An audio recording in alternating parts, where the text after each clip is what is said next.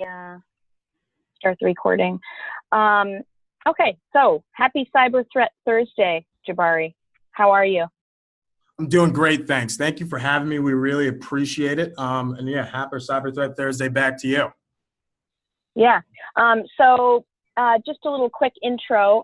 Atlantic Data Security is in the midst of a rebranding. We've grown our team, and as a part of that growth, we are going to be having a Cyber Threat Thursday, the first Thursday of every month. We'll be joined by partners. I think it'll probably change and grow throughout the months, depending on the needs of people. Feel free to let me know if there's something that you guys want to see, or maybe a deeper dive. What we're going to do to kick it off, though, is to have some introductions. We're happy to have Carbon Black with us today to discuss their products. But what we'd like to do basically is open it up for questions and answers afterwards. If anybody has a question during it, you can put it into the chat session, and I can kind of cut into, and we can interrupt and answer that question. And at the end, like I said, there'll be some Q&A, time for Q&A as well. So with that being said, I introduce my long lost friend, Jabari, who now has his mic on and ready to go. Yeah, Thank you for joining us, Jabari. absolutely. Thank you for having me. Like I said, I'm so happy that we have the opportunity to come and present and talk to you.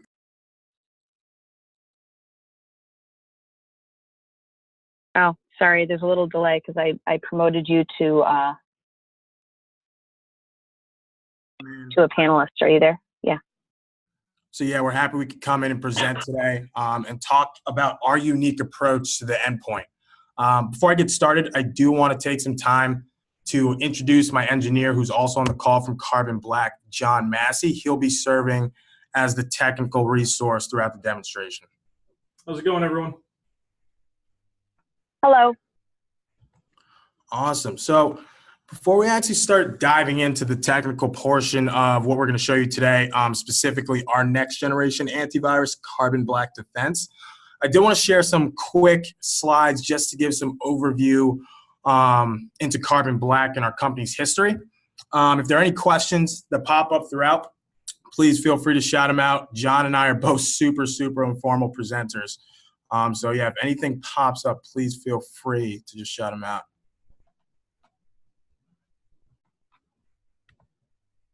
Awesome.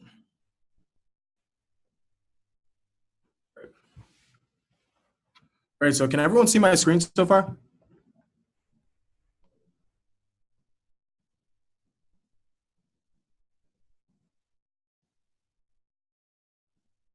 You see my screen? Yeah. Okay, cool. Awesome. So as I mentioned, I'm Jabari Hurdle Price. I'm one of the security specialists and one of the sales point of contacts over here at Carbon Black. John Mass is going to be the sales engineer. And we're going to be taking you through our endpoint security platform. Just to give some insight into Carbon Black, we do have 3 separate solutions right now. The end-all goal is to move all the solutions onto one consolidated platform. So our 3 different solutions, one is Carbon Black Protection, which is an application control whitelisting solution. Our second solution is CV Response, which is a solution meant to help build out internal SOC teams. And it's truly an incident response solution. There is no prevention associated with it, but it provides an incredible amount of very granular data at the hands of the users and the IT and security team. And then our last solution that we're going to be going over today is called CB Defense. I've touched on it very briefly. It's our next generation antivirus. And the big thing that John and I are going to be talking about today is really how that solution, unlike a lot of traditional AVs and even some of the other next generation vendors, really decouples our detection from our prevention.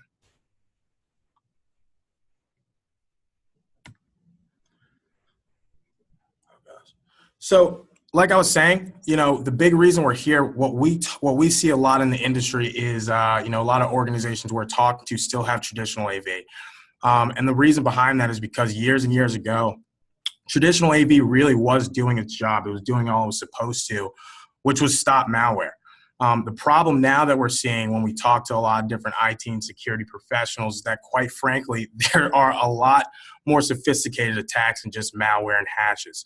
And legacy AV, since it was put in place purely to prevent malware from getting in the environment, now that we have more sophisticated attacks like zero-day threats, non-malware attacks, you need a lot more than just AV. And when you have that traditional AV on your systems, we hear that a lot of end users are struggling with, ongoing breaches, increasing costs, slow performance on your systems, a lot of re-imaging. One thing that we hear most often is probably the re-imaging portion of it. We just worked with a customer about a week ago who purchased CB Defense, and they were using Symantec before that, and they were having to re-image their machines about 30 times per month. We were able to bring that re-imaging, time down to about 1 or 2 machines per month due to our multi-layer prevention approach, and also our detection response capabilities built into the same agent, same console. The big reasons we're seeing, traditional AV failing these days is because it takes a point-in-time prevention approach. And what I mean when I say that is you have to imagine a security camera in a bank, which is on for an hour but then turns off for the next hour. It's only going to catch certain things. It's only going to catch some of the bad guys for that hour that it's on, and it's going to miss a lot of others for that hour that it's off. So this point-in-time approach is something that, like I was saying, it's meant to just stop that malware, those predictable attacks. What we try to incorporate now here at Carbon Black is getting the full scope, understanding the full picture.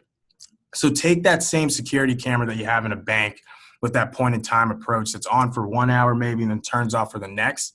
What we try to do with our streaming prevention technology, that's one of our marketing terms here at Carbon Black, but a lot of people in the industry call it event stream processing, is we're going to be always on, always recording. As you can see from the numbers below, 47% of malware attacks from the Verizon data breach report last year, 47% of overall attacks, were due to malware, while the other 53% were due to non-malware attacks. So that says 2 things to me. One, it says that obviously the attacks are getting much more malicious, and it's starting to lean towards those non-malware attacks opposed to the traditional malware attacks that we're accustomed to seeing. But it also says to me, more importantly, that traditional AV is no longer even doing a good job of exactly what it was put in place years ago to do, which is prevent those malware attacks. So, we understand that obviously a lot of people, a lot of different vendors like to just slap, the word next gen in front of, their solutions and their tools. But we understand that there's a lot of white noise in the industry around what exactly it means to be a next generation antivirus. So lucky for us, I'm sure plenty of people in the crowd today, have heard of SANS, a very trusted security vendor. Luckily for us, we get to remove that white noise around next generation antivirus because SANS took it upon themselves to actually define what it means to be next generation. Now, as you see here, there are 6 bullet points. I want everyone to focus on 2, 3, and 4. So prevention of non-malware attacks, that's something that we're going to be talking about a lot because it's something that's going on in our industry a lot. That's something that you have to be able to do when it comes to being a next generation antivirus. Detection and response capabilities, and then also full context and visibility onto all activity going on in your endpoints. So those are the 3 differentiators from traditional AV to next generation AV. And those 3 things, that's something that our next generation antivirus, it does all of them, okay? So CB Defense, we're 1 agent, 1 console, and cloud delivered. We touched on the stream prevention portion, and I don't want to touch on that too much because that's something that John will start to take you through and actually show you as we start to dive into the console here. But I also do want to point out, streaming prevention is not our only form of prevention when it comes to CB Defense. We understand that even though the industry is evolving and attacks are becoming more sophisticated, you still do need to pay attention to those malware attacks. You still do need to have a blacklist that looks out for the signatures. So we're going to incorporate not only our own blacklist, but we have a direct integration with VirusTotal, which takes about 50 to 60 of the known AV vendors out there today. And we're going to be utilizing their blacklist as well on our cloud. Okay. So we're going to be using our signature-based prevention. We're still going to be doing all the URL filtering that you're getting from traditional AV. And then we're also going to incorporate our own machine learning engine before we even have to dive into our streaming prevention capabilities. On top of that, we are going to have market-leading detection and response capabilities. As I mentioned, we have two other solutions outside of CB Defense, one of them being CB Response, which is our incident response endpoint detection solution. And a lot of the capabilities that you see from that solution, we directly took and inserted within CB Defense. So we have really true market-leading detection and response capabilities. And a huge issue we're seeing when we talk about traditional AVs today as well is the fact that it's bogging a lot of end-user systems down. We're always going to maintain a super lightweight posture, in big part due to the fact that we're, one agent, one cloud, and we're cloud delivered. So we're going to be taking up about less than 1% CPU on all of your systems at all times. As a wrap up, one of the things I really want to focus on, endpoint security, it's been a huge focus for a lot of different organizations over the past, 2 or 3 years, because the industry is changing so much. But at the same time, I do want to point out that we've been doing this for quite some time. Our journey started back in 2002 when we were a company by the name of Bit9.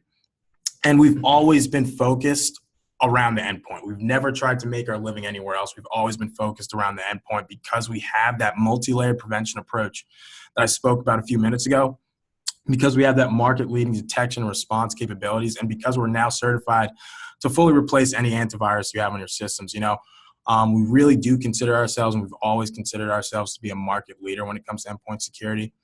This slide is somewhat dated. As you can see, that 3,000 number for organizations that have currently purchased and partnered with Carbon Black is closer to around 4,500 now. But the big thing I always love to talk about is I love to point out the 75 plus IR MSSPs that are using our technology, because it really goes to show when you think about incident response, vendors and MSSPs, they're going to use the best of breed technologies. And so many IR and MSSP organizations have really decided to partner with Carbon Black and our solutions, not only due to the brand name that we've had in the tradition and history we've established since 2002, but more so just because we really do have the best of breed technology. So without further ado, we can actually start diving into the technical portion. If there are any questions, like I said, while John is presenting or while I start to present a little bit more towards the end, feel free to just shout them out.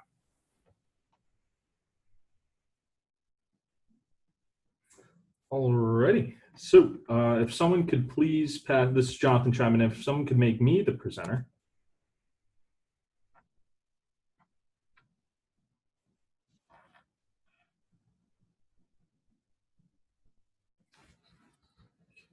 Share my screen.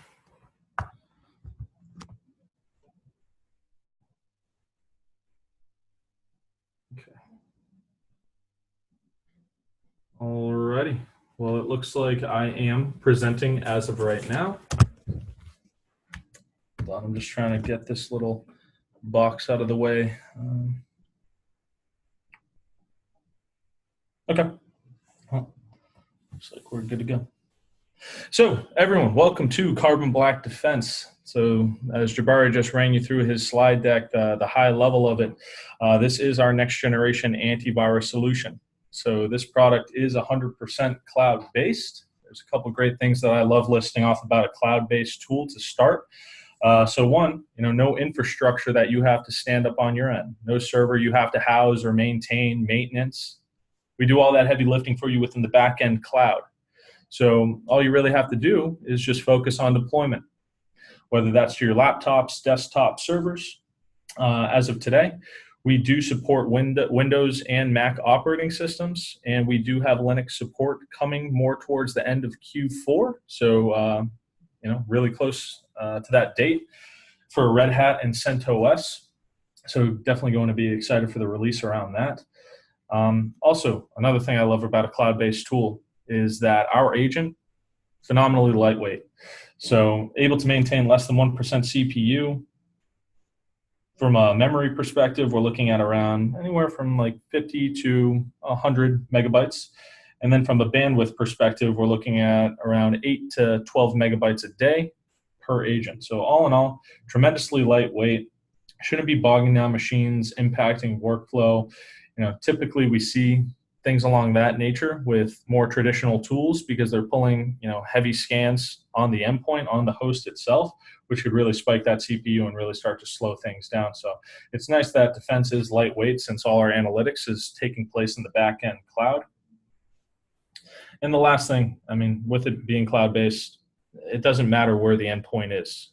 So if you have a large remote workforce who's, never in the corporate office, or they fail to VPN back in, that's totally fine with us since we're cloud-based. We can provide our detection, prevention, response capabilities no matter where they are.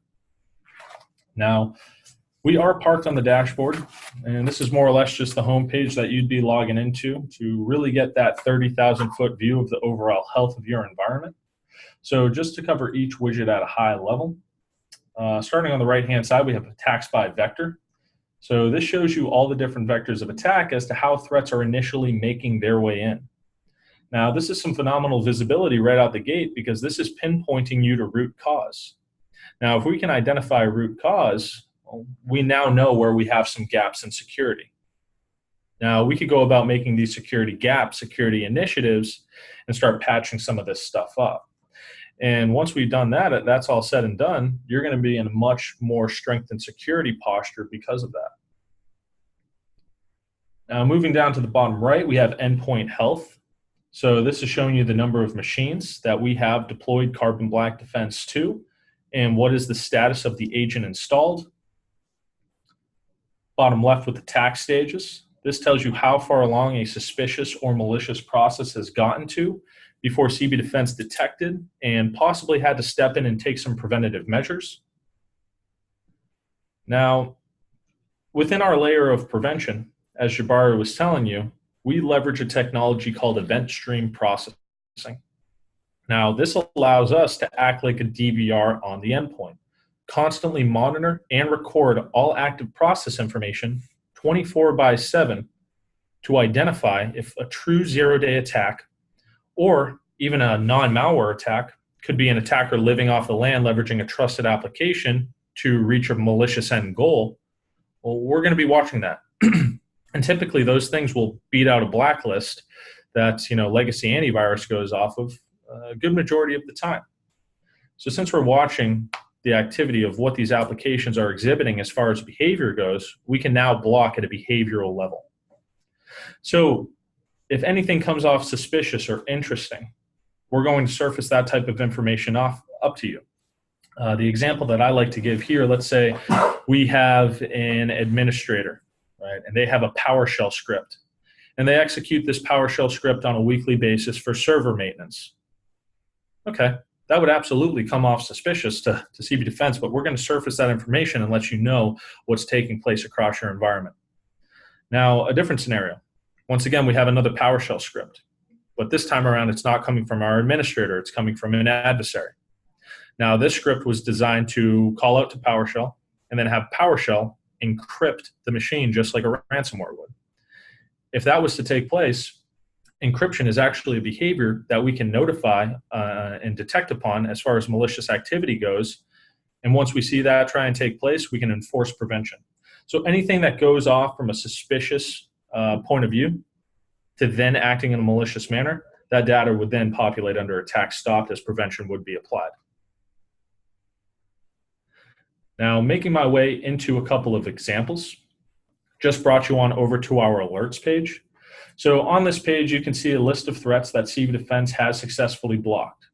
Now, a nice, easy understanding to figure out if something was blocked is underneath this status column. Well, if we're seeing policy applied in bold and this little shield icon in red, we know CB Defense is doing its job and keeping us safe. Now, along with each alert, you get a real simplistic reason around it. So at a quick glance, quick read, you understand what's taking place, what user, what device all this happened on. We also give you a priority score around the alert.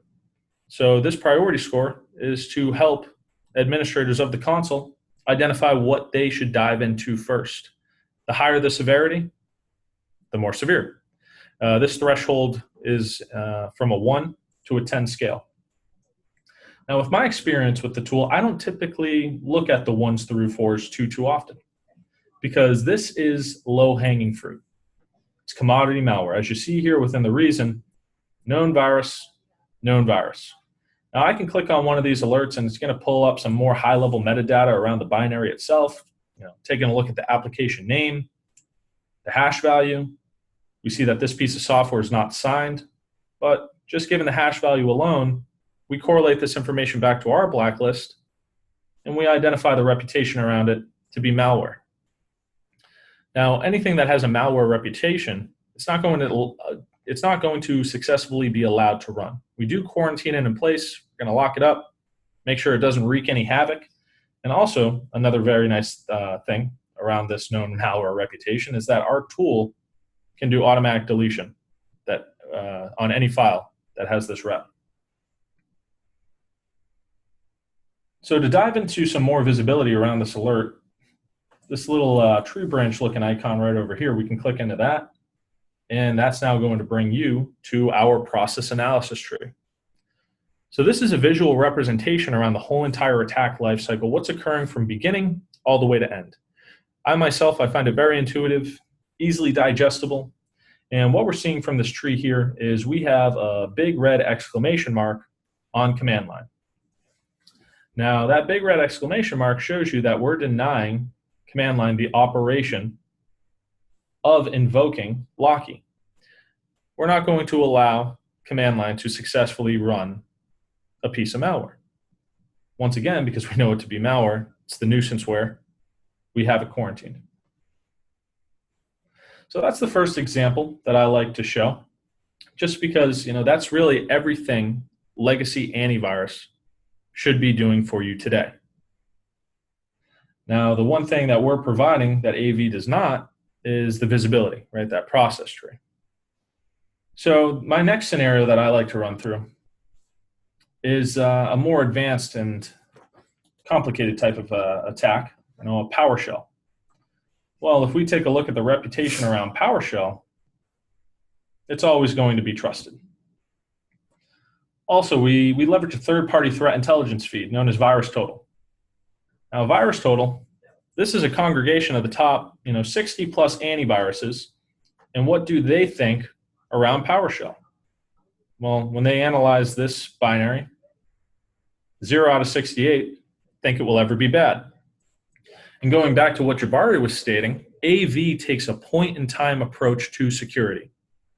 They look at the binary once, they analyze its signature if it has one, hash value, correlate that back to its blacklist. If it's not on the blacklist, the software is allowed to run. Now, where AV starts to fail is that the second they let something run, they don't monitor or record what happens after the fact. So it's a good thing that CB Defense does, because here we're seeing that PowerShell is trying to read memory from a system security process, LSAS. Now, user credential information. So typically most people I speak with, on a day-to-day basis, a lot of them do revoke administrative privileges to their end users. They don't want their end users to just be grabbing any piece of software, installing it, running it, because that's how incidents take place. So, it is the right way of thinking of things and being more secure. But typically, every single administrator I talk to, they also have to log in to an end user's device at least once to configure it appropriately, make sure it's good for their day-to-day operations before they hand it to them. Well, the second they do that, their credentials are stored in LSAS. So even if an attacker made their way onto this machine, and let's say they target an end user who doesn't have administrative credentials, if they pull an available login token that's an admin, and then they scrape creds for that account, they're going to escalate privilege. And the second they escalate privilege, they have the keys to the kingdom. So let's take a further look, once again, into the visibility of what CB Defense can provide and offer. And I did state that this is a more advanced and sophisticated type of attack scenario, so the tree is a lot bigger here. But still very intuitive, easily digestible to run through. So starting up at the very top, we have PowerShell. And you see the big red X on PowerShell. This is an indicator that we terminated this process. Now, why did we go about doing so? Well, we see how PowerShell called out to a who am I. All right, so someone can run a who am I to figure out what level of privilege they have on a machine. And I'm sure once our adversary ran this, they figured out that poor little Cassandra here did not have administrative privilege, which is most likely why they ended up targeting the LSAS process later on within the attack chain. But other things we're seeing, things like a con host. So from an attacker's perspective, they could be firing off a con host to act as a keylogger, track down keyboard strokes, mouse clicks. Also, we see a different type of line making its way up to the notepad process. We see it this solid dotted line. This is showing injection. So, with code injection, from once again an attacker's perspective, I see this as a process hollowing technique. Deallocate trusted code from Notepad to inject malicious code in its place. Now, if this takes place, the attacker could successfully hide and disguise their process, their PowerShell process as Notepad. Think of it as a masquerade attempt. Let's say Cassandra here is in HR. You walk past the HR department and you see PowerShell running. It's definitely a red flag. I don't think anyone in HR really knows what PowerShell is, let alone know how to use it to this degree. So yeah, it would definitely be concerning, raise a couple eyebrows. But if the attacker can disguise the process, and you see Notepad, I don't think anyone would really bat an eye. But CB Defense monitoring and recording all of this process activity, we identify what's taking place here. We pick up on the code injection. We identify the code injection as a malicious operation. So we stepped in and terminated PowerShell right then and there. I feel like another very valuable piece that we can start to display is all inbound, outbound network connections. So let's say this IP address had any relevance to our network. Well, attackers, they don't like to sit in one place for too long. They're gonna try and spread. They don't want to take over one machine. They would love your whole environment, right? They want to get to the crown jewels, siphon out that information, and maybe go sell it on the dark web later.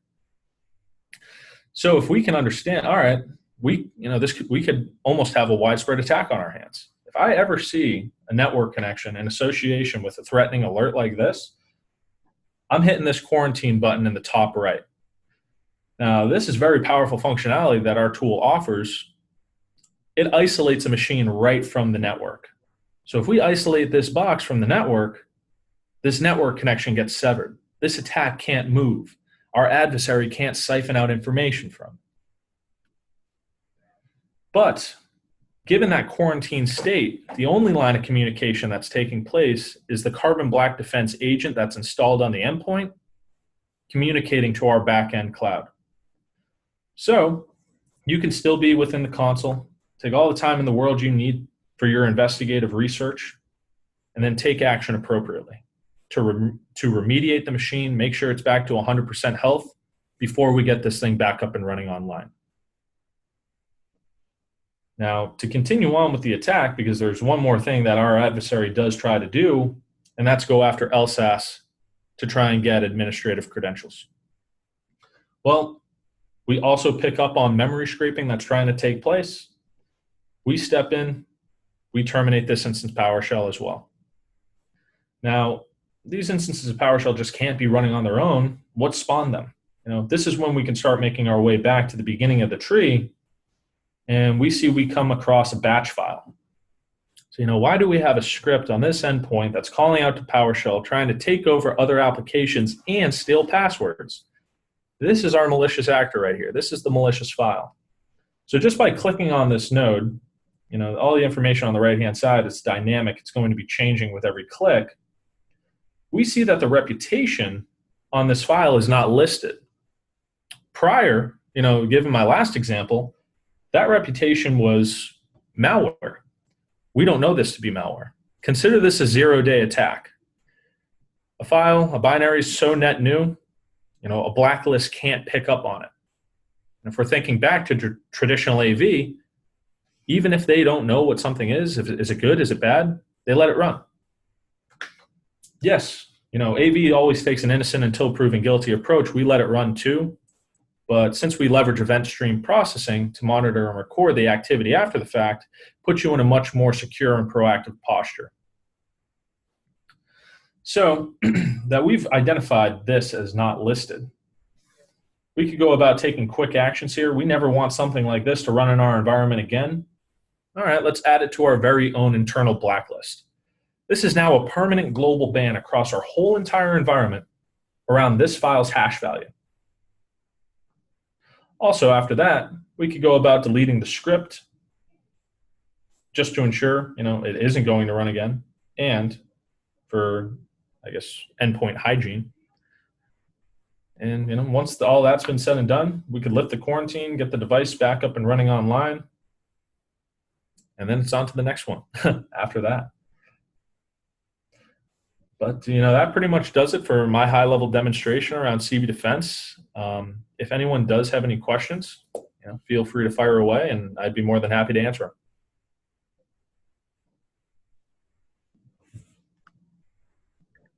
Okay. Thank you very much. I am just going to check to see if there's any questions here. I think people are... I'm just going to unmute some people here. So if anybody would like to ask a question, feel free. I'll just give a couple minutes here.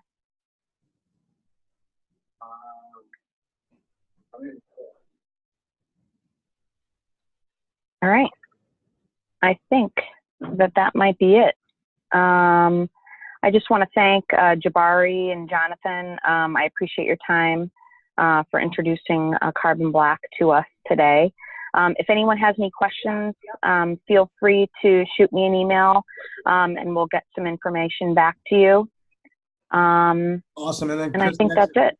Yeah, sorry. Just hopping in again. One more thing that we wanted to touch on. This was just CB Defense. One product that we actually came out with not too long ago, about a year ago now, that's an add-on for CB Defense, is called CB Threat Site, which we like to consider somewhat of a light MSSP option for a lot of organizations. It gives you a lot of advanced reporting features about CB Defense. What are the most prevalent attacks going on in your environment? What are the most prevalent attacks that we're seeing in the world right now?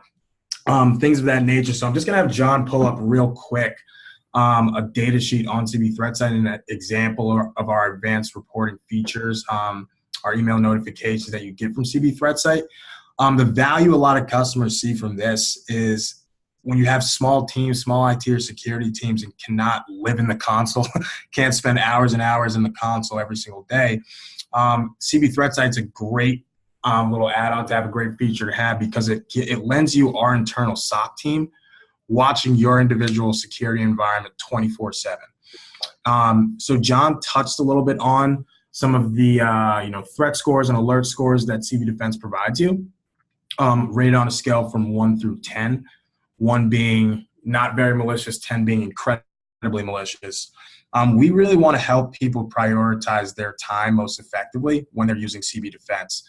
So CB Threat Site, like I said, it's going to have our internal SOC team monitoring the environment 24/7. But then on top of that, we're going to be actually alerting you on any attack that comes in and gets a threat score of 8 or above. So it really helps your team, your own team, actually be able to prioritize your time in the console more effectively than you might be able to with traditional AVs. So just want to share that. And like Chris was saying, if there's any more information that anyone wants to get, feel free to reach out, and we can definitely follow up and send this type of information, these type of white papers and documentation over to Atlantic Data Security, so that way they could send them out to everyone who's currently on the call right now.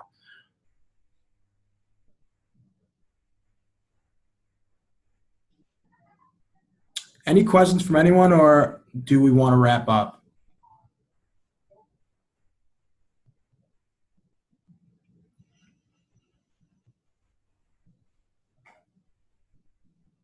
Sounds like we're good to wrap up. Thank you very much. We appreciate it. I'm looking here for any questions, but I don't see any. Like we said, if anyone needs any follow-up, feel free to reach out and we can get you some answers to your questions.